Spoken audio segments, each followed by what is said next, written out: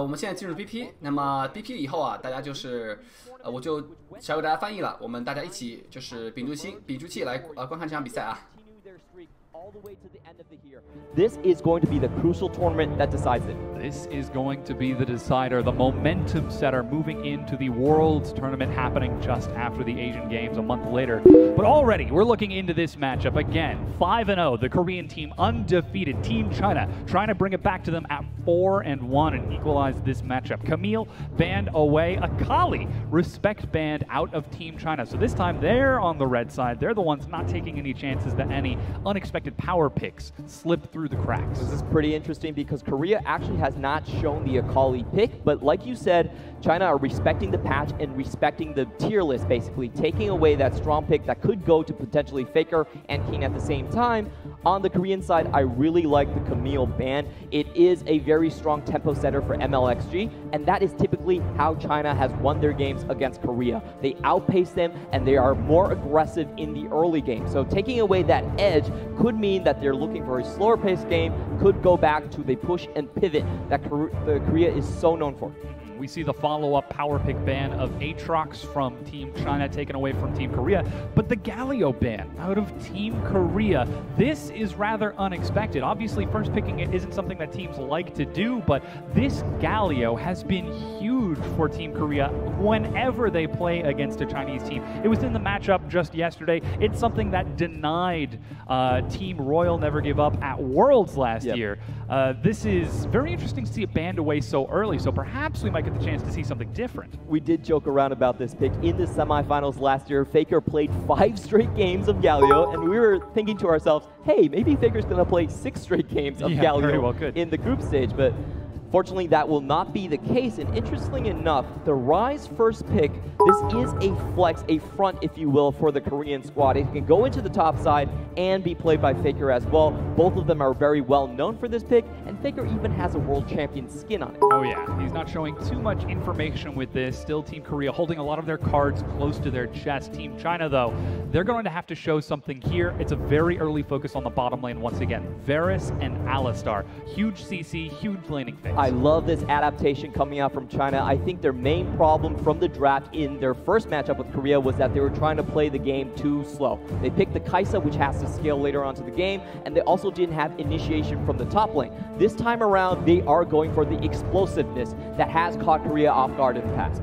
Now that will be matched by Ruler, picking himself up that Ashe as he looks to challenge Uzi and Ming, and of course the Braum for KOR JJ to match that. So again, bottom lane focus. They're still not showing too much information because, as you said, that Rise can be flexed between the top and mid lane, but Team China will have to show their own as they decide to pick up a very early Cho'Gath. So Cho'Gath is a great blind pick type of top laner. It works well in the team fight, but I would say that this pick is actually quite slow in terms of getting fights down in the early game. So I'm a little bit surprised by that. Letme's best champion by far has been the Ornn. His initiations is what won them the Rift Rivals, but Cho'Gath, though he's a great tank, I don't think he's the best initiator. So this is an interesting pick. I think it's because that they wanted a better laning phase in terms of the top lane. They didn't want Keen just to be able to free split push. So that might have gone into the consideration between the picks of Ornn and the Cho'Gath. Now we do see some focus from Team Korea against Xie in the mid lane, getting rid of that Orianna, something safe that can try to match the wave clear of that Rise very early on. But we're still looking for Team China to look for engage.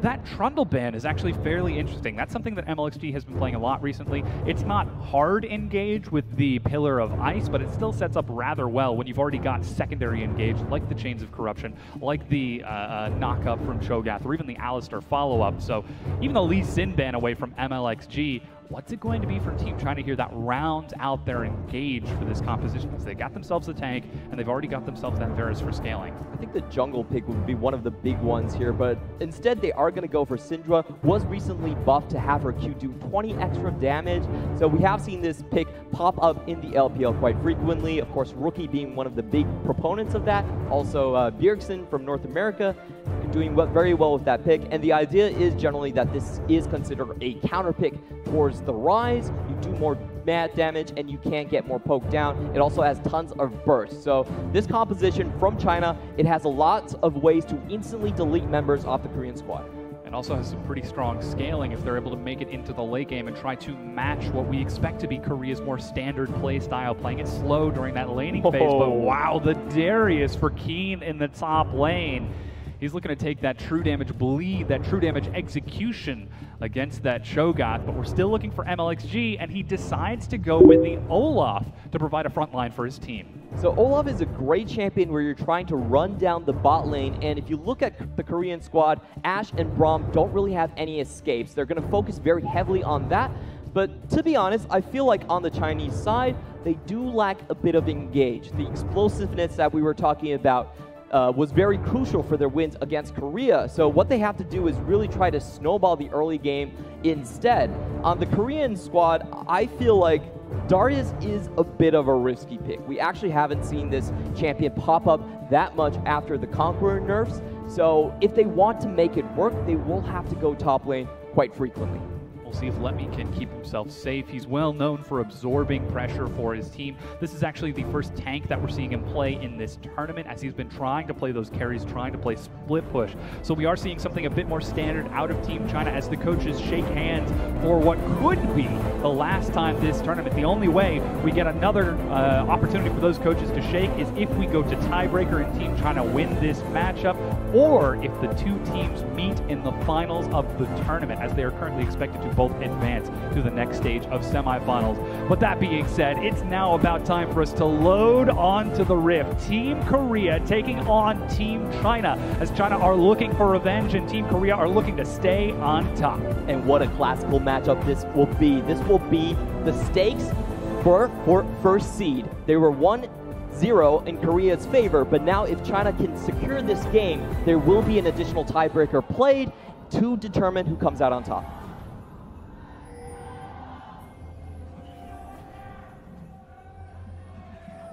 You can hear the fans chanting behind us, hoping for those hometown fans to take the victory as we load onto the Rift. It's Team Korea versus Team China as we get in the rematch of these two titans about to meet once again. Will Korea be able to close it out and lock down that first place seed, going 2-0 or over Team China? Or will Team China be able to bounce back and bring us to a tiebreaker later on in the day? We're certainly going to find out, as we do have a defensive line from both teams. Neither of them want to take any chances. Ming will eat some early harass from KOR JJ and Ruler, who spread themselves out across the river. But more importantly, they keep their jungle safe from any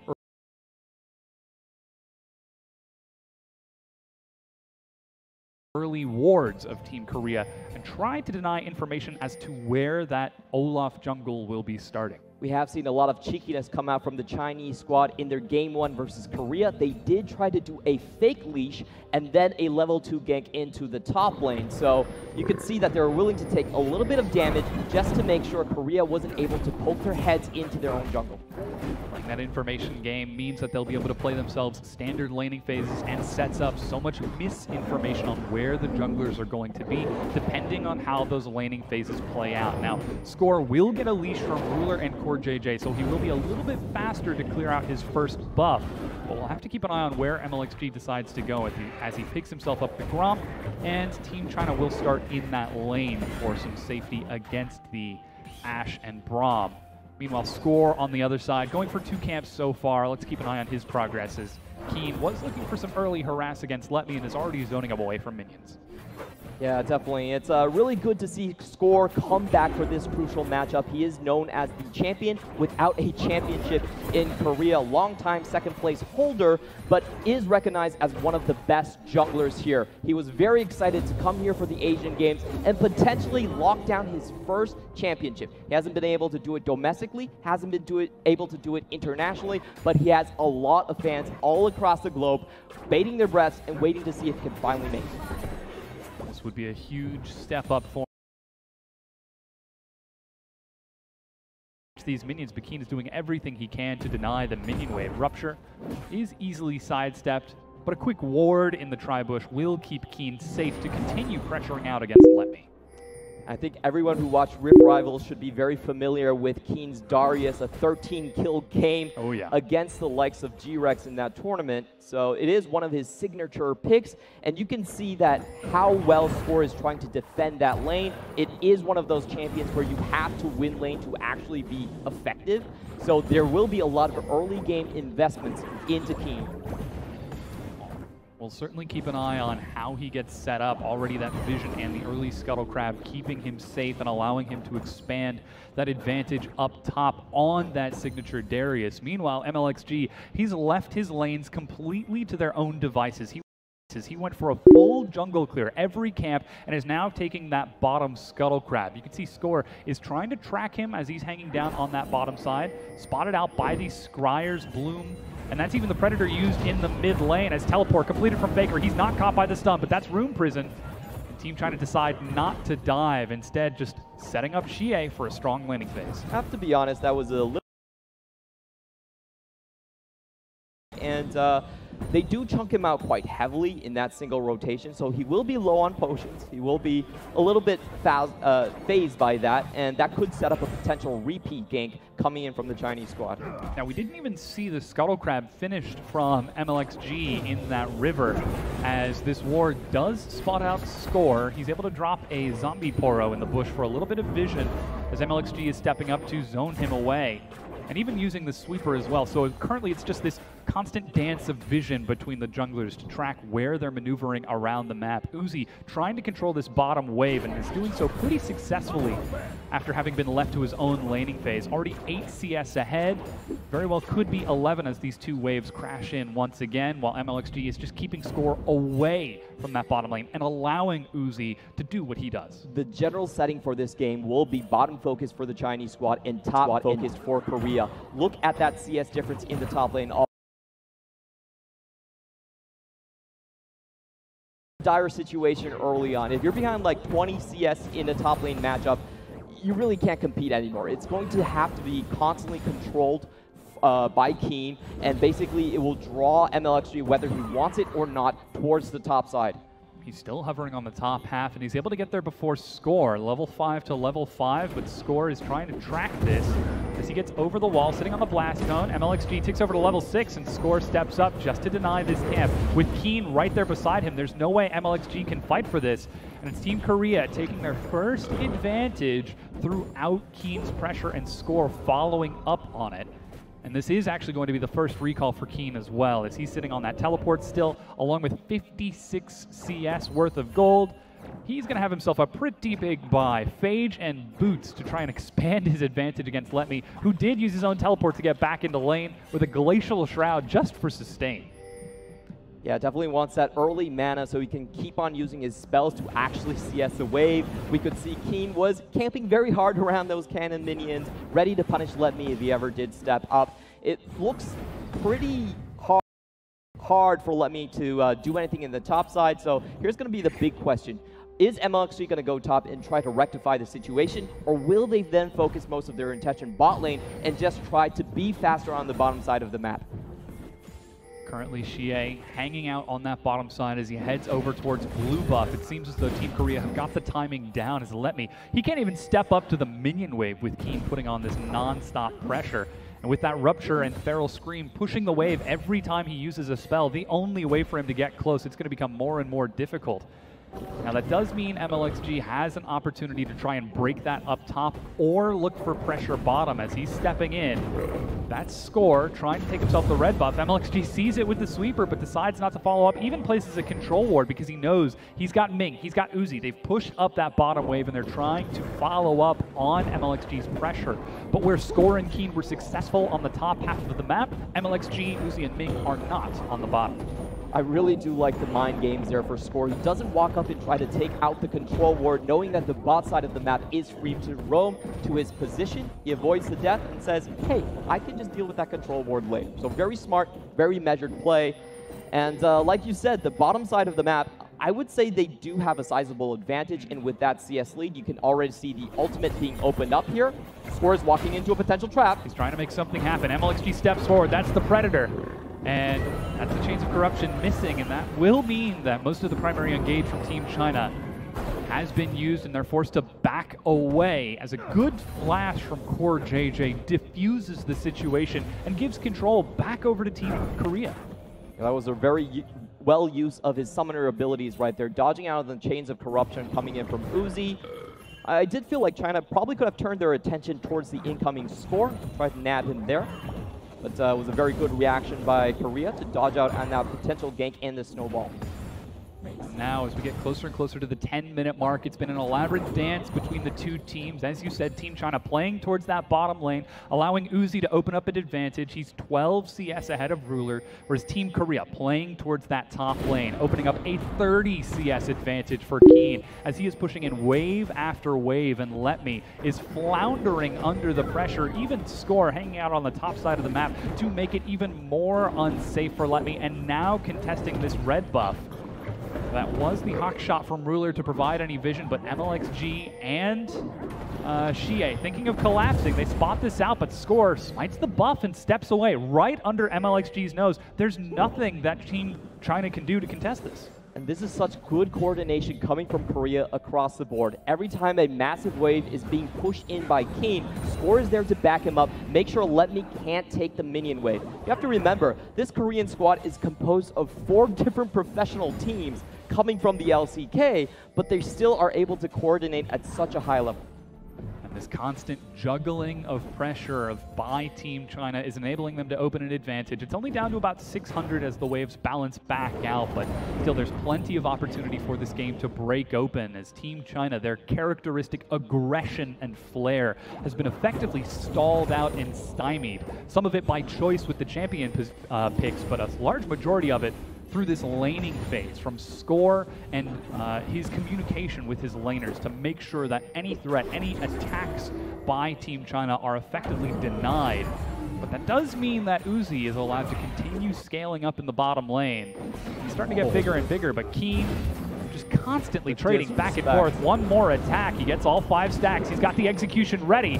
Keen flashes, but Letme matches, and that will be Keen going down, giving over first blood. MLXG healing up to the bleed. It's constantly ticking, but he survives, and Team China take the first kill.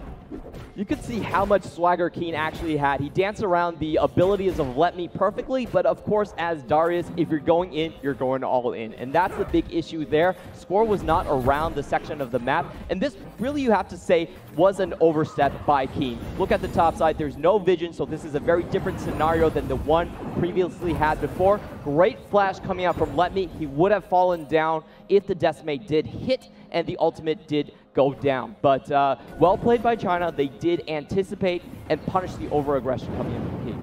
Now with that presence, knowing that there's no flash from the top laner and having a track on the timer, Team Korea collapse onto the Infernal Dragon using that push pressure in the mid lane. MLXG is back on the map, but he's only just now getting to the pit, and the Dragon has already been picked up by Team Korea. So effectively juggling their resources across the map. Despite a mistake up top, they're still able to take an advantage bottom. Overall on the map, you have to say that 2 of Chinese picks have not been working out as much as they wanted to. The Olaf is strictly an early game champion. Ooh, but they're going in the bot side. That's a knockup. KOR JJ forced to back up. The chains will lock him in place. He's denying a lot of this damage. Arrow finds Uzi. He's still sitting on both summoner spells. Double teleport. There's the collapse. They've engaged. They've managed to kill Uzi. The primary damage is dead, and a cask will knock Ming back in. He tries to get out of this, stalls it out at such low health. Finally will go down, but it's chaos as the fight breaks out. Letme collapses. Realm Warp onto Faker. They're not able to deny his CC. He escapes with his life. Ruler picks himself up a double kill, and it ends up being 2 for 2. And that was a massive play coming in from Xie. I loved his target selection. He actually stunned out the Gragas on the backside and then used his ultimate onto the Ruler's Ash right there. So getting both things done at the same time does equalize the fight in the bottom side. However, Keen is left to his own devices in the top. Yeah, and here we get to see that play again. It starts with Team China thinking they've got the fight, but Team Korea balance things out and trade and make it equal. Yeah, that was a really good comeback coming in from Gragas. He gets the stun, knocks down Uzi, and then gets the great casket to put Ming in a very dangerous position as well. But however, like we talked about, Xie coming in, hitting both of his abilities on separate targets and on the right targets, I would add, really does save that fight for China. Meanwhile, as you said, Keen was able to take that turret in the top lane, so despite it going even in the bottom, that was against a numerical advantage for Team China. They were 5 versus 4 and still only went even. Keen taking that first turret. Now he's, what is that, 37 CS ahead, plus he's got that first turret solo gold. Already his Triforce is finished. Anyone that looks at that Darius is going to be in trouble. And that's always been the problem when when China faces Korea. It has been the legacy of the split-pushing top laners for the LCK coming up heads over and over again. Every single time Korea has taken a world champion, you should say they have had the better performing top laner. And it is the case once more in the Asian games where Darius is on the brink of being uncontrollable at this point. Already pushing up to the bottom tier 1, trying to expand that advantage bottom as Xie picks himself up blue buff with some help from Let Me, but nobody can answer Keen. He's even able to clear out the caster creeps this early on. Rupture clears out the rest of the wave, but now that Let Me shows himself bottom, now that Xie shows himself mid, that means that Korea sees an opening up top. They're able to engage and push forward with Score and Faker, but luckily Team China are able to defend and back up to the tier 2 turret. However, that does mean the Rift Herald is left wide open, and though it is spotted by a ward from Team China, there's little they can do to contest it. You can see the vision line being pushed out very far on the Korean side. If China wants to contest, they will have to walk through a lot of Korean wards. They will be spotted out, and you can see they're probably just going to give it up. Now, this Herald is most likely going to be used in the mid lane, and that would take away so much of the skirmishing potential that the Chinese got the Realm Warp. They're looking for the dive. As Ruler holding on to the arrow, they've managed to find Ming, but he gets a 3-man knockup. Uzi's trying to kite it out, lands a snare onto 2, sidesteps easily on the cast, and is able to make it look like nothing. Now Xie steps forward. Team Korea perhaps biting off a bit too much more than they can chew. The slow onto Ruler. He flashes away from the stun, but with a teleport from Keen, they realize they cannot match this. If he were to appear, then Team China would be in trouble, so they decide to back away. That was great play coming in from the Chinese top lane. Ming getting a triple knockup, and then Uzi sidestepping the ultimate, but let's look at Let Me for now. Oh, once again, all 5 stacks, and Keen is able to heal himself back up, just playing these long trades against Let Me. Though Team Korea are down in kills, they're trying to open up the map and use the advantage that Keen's pressure is providing them, constantly pulling Team China around and forcing them to be the ones to respond. In future team fights, if Keen has his flash and Uzi doesn't, then I don't think China will be willing to take any of these fights. He's really too fed at this point. If he goes all in, a single rotation should be able to take Uzi's head. Uh-oh, that's the Hex Flash. He's trying to chase onto Keen, makes his way over the wall. That's the control ward, Rupture, and he flashes away. I'm not sure what vision spotted that out, but Team Korea, seeing this play in advance, able to defend and absorb this pressure. Elsewhere, Team China are trying to reclaim control of the map as Faker pushes up top and Keen catches this wave down bottom. Again, that was Team China trying to take an opportunity, trying to look for an opening, and Team Korea just denying it. Yeah, and that's a big difference between a pick like Ornn and the Cho'Gath. The Cho'Gath is a better tank come the late game, but Ornn is much more capable of affecting engages. If that play happened with an Ornn, I do think that the Keen would have fell down right there. So, you know, they're really picking their poison at this time, and I feel like a lot of picks on the Chinese squad haven't really worked out for them. Olaf and Syndra are about the early game. Cho'Gath is about maybe having a slightly better lane. You have the sustain over the Ornn, but none of these factors have really worked out. And, you know, I have to say this game going in so far is very far in Korea's court. They've got what they wanted. Now that's the Rift Herald being used in the mid lane. Shelly will get a charge onto the turret, though. Good auto attack from Ming denies a lot of this, and no follow-up from Team Korea means that the Rift Herald dies before breaking the turret, but a good knock-up as Let Me, he's being dove bottom. He's got himself the flash as Faker and KOR CHN catch up. They've got so much crowd control. That's the knock-up. Faker diving the turret. He's trying to get in there. The Rupture stalls out. Let Me survives with his life, but here comes Keen. He's ready to chase it down. MLXG finds a kill, but Keen is ready with the execution, decides not to step in as Xie, he's found him on the way out, lands the stun, but decides not to chase it too far. Keen steps away from the Dark Sphere as that's another kill. Ruler managed to find a kill onto Uzi. They land the stun, but KOR CHN puts up the wall and denies it. Ming body blocking as MLXG get pulls in, and that's Keen going down. They trade 1 for 1, but KOR CHN running for his life. The power unleashed is not enough. Score steps up. He's looking for another. Xie finds another. The stun does not bounce back. Score is doing work, but Team China are juggling the health as best they can. Ming steps forward. The sacrificial lamb. He ends up going down to allow his team to escape. And Ruler comes in just in the nick of time, but it's not finished yet. Faker's coming in with his teleport, trying to chase down another kill.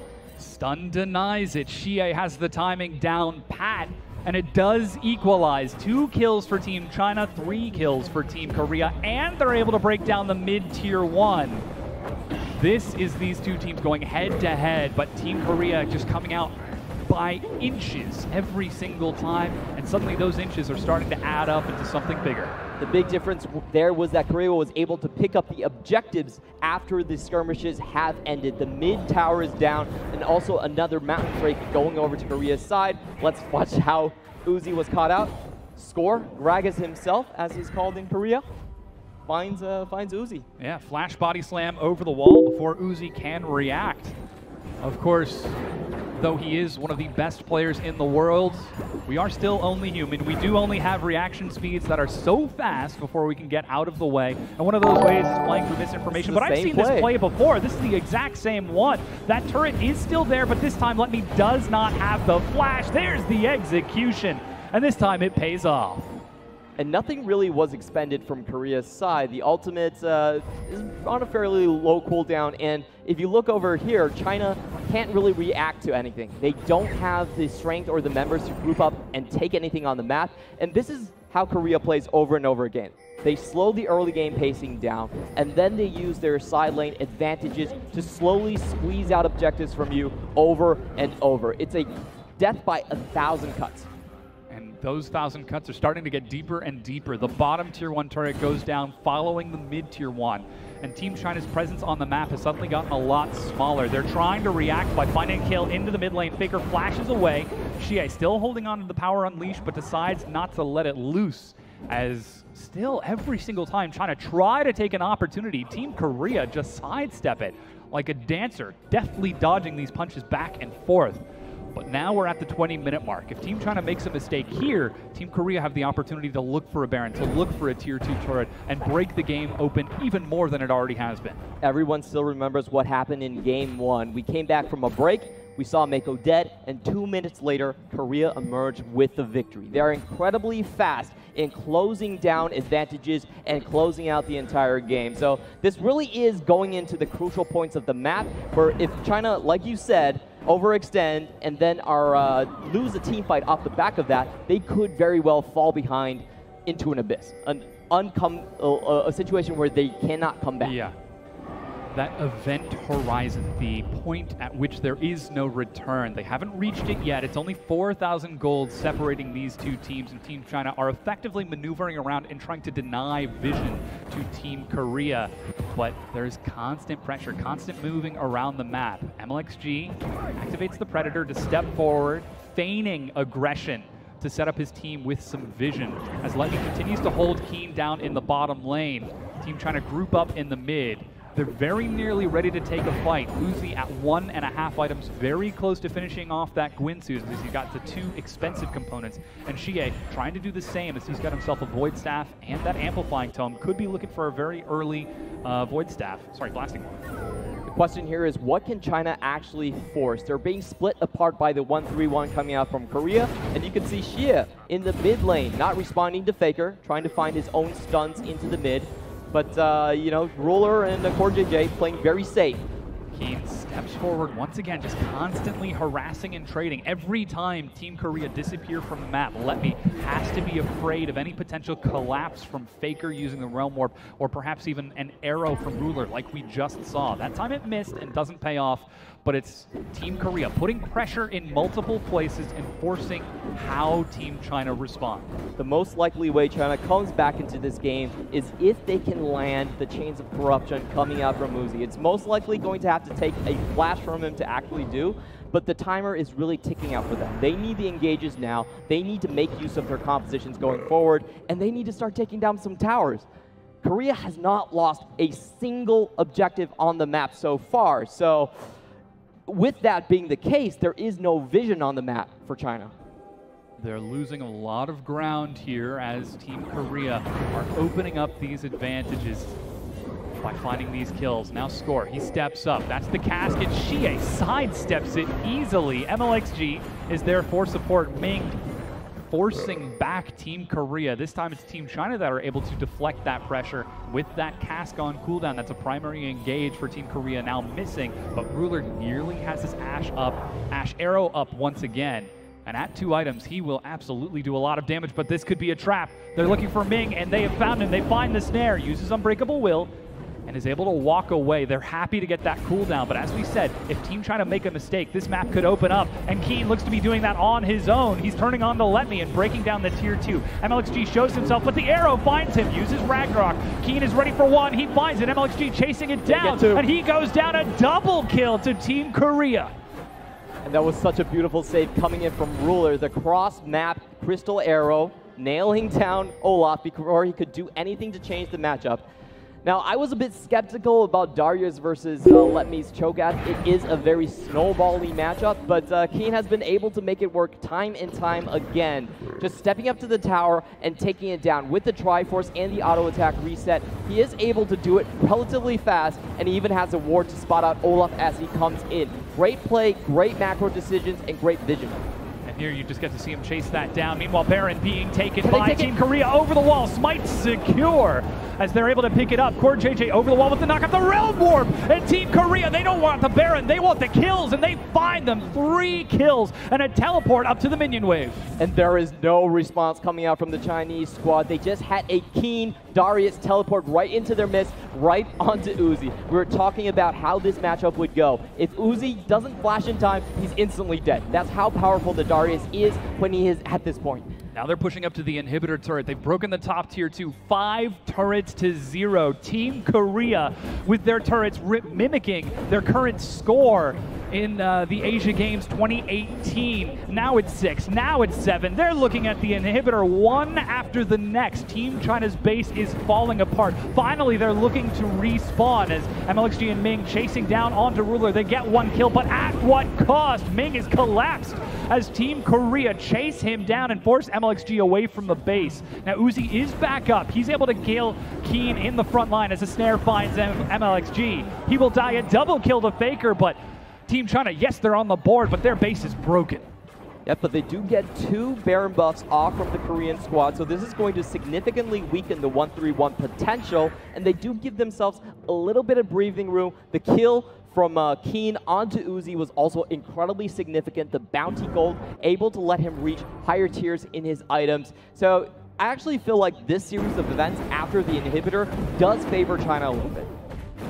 That isn't going to stop Team Korea from, again, taking every advantage they can. That's 3 dragons now. There will be another spawning, 1 final elemental before that Elder Dragon if the game goes on that late. But Team China, their base has been broken. Their map is shrinking smaller and smaller. And while they still have the high ground to retreat to, that's not going to stop Team Korea from chasing it down. As 3 items on Keen, another 3 items on Faker. And Clement, do my eyes spot a Magi Soul Stealer on that rise? Is this the snowball confidence play from the unkillable Demon King himself? Hey, I don't fault him, man. It's time for Teacher Faker to come in here. It's class. Everyone open their books, their Magi Soul Stealer. Turn to page 8. Yep, and listen to the lesson that Faker Senpai is about to teach you.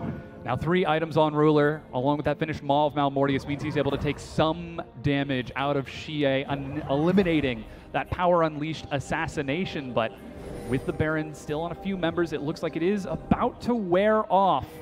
They're going to push for the final inhibitor turrets back on the map. Now Ming is looking for a flank. He's got the Hex Flash, but a Banshee's Veil onto Faker. That's the Predator. They're set to collapse. Ruler, there's no one there to defend him. Pinch against the wall. He goes down, and Team trying to find themselves the kill with the carry dead. They're trying to juggle it out. They find themselves 3 and are chasing Team Korea. They set the trap, and Team Korea walk right into it. Keen is trying to break out, though. He pulls the prongs, but ends up getting snapped up in its jaws. And here is the comeback we were talking about. The engage finally coming through from China. Ming on the high ground goes in, gets a double knockup straight onto Ruler, and before Ruler is even able to use his ultimate, he was dead.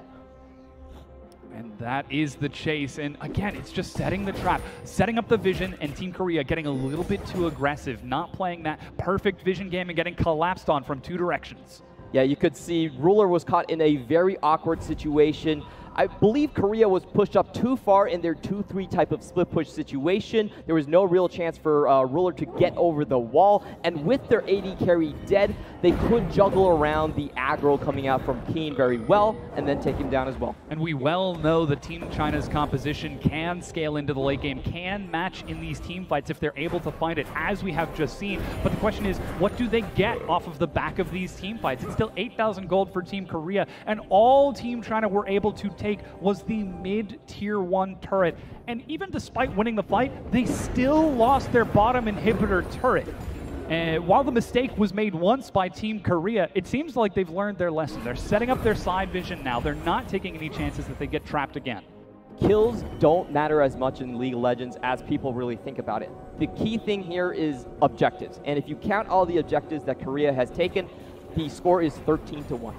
So there's been 3 Drakes, a Herald, a Baron being taken as well, and 8 towers to boot. Well, China has only traded 1. So what that really reflects is the map control you see on Korea's side. There's so little space for China to actually operate. They have a lot of difficulties actually coming in and surprising Korea. So if Korea doesn't make the same mistake, it's going to be very hard to get another team fight, and that's how they want to play the game. That's the Realm Warp. They're trying to catch on to Ming as Faker pops up over the wall. Unbreakable Will and a Cask is used to force Ming back, but that's a big cooldown. Meanwhile, MLXG still deep within enemy territory. What used to be his own side of the map is now very scary place to be. The snare is ready. He used the Ragnarok already, Rune Prison, and a slow. MLXG uses a stopwatch to stall it out, but he will die as Score finds himself another kill. The inhibitor is respawning right now, but with super minions escorted by Team Korea, they're just going to walk it forwards. They could be looking to end the game. Yeah, they definitely are trying to finish right here. They probably will take a little bit of time, just get the inhibitors, but this is a push where they can stay until MLXG actually revives. So they still have 30 seconds to take as much as possible. Oh, the flash snare. They found Ming. Remember, he has no ultimate. He gets caught and dies. Faker finds an opening. Could be trying to shut this game down and lock first place for Team Korea. It's 3 versus 5. Still 13 seconds on the timer for MLXG. A knockup as Uzi tries to clear out the minions as best he can. Chie trying to come in from the side, but Team Korea fan out. They don't let themselves get caught. The minion wave has been cleared rather effectively. Chains of Corruption, the snare, but Keen steps forward to take it. Uzi flashes away. Let me forced to go golden. He's snared, flashing back to try and survive. Ruler steps up under the turret. No fear in the eyes of Korea as they are chasing down the base of Team China. And it does look like Korea are going to give China one last breath. We'll back away for now, but that was so many summoners burned on China's side. You could see Uzi getting caught in the double apprehend coming in from King, having to trade his flash for that. I believe Korea will try to finish this game in that time frame of 5 minutes. Now they still have that Baron buff spawning just about now. Team Korea are back on the map and are securing all around it with double inhib down. Team China, not only have they now lost vision, but they've lost lane pressure everywhere except their own base. There's a very small window of opportunity to get back out onto the map, and we see them taking it as they push up into the mid lane. Scouted out by that Hawk shot and the wards of Team Korea. Yes, they've got vision around the Baron, but this is a very small window of opportunity for them, and it's already being slowed down by Team Korea. If you lose 3 inhibitors, the chances of you making a comeback are 1 in 100.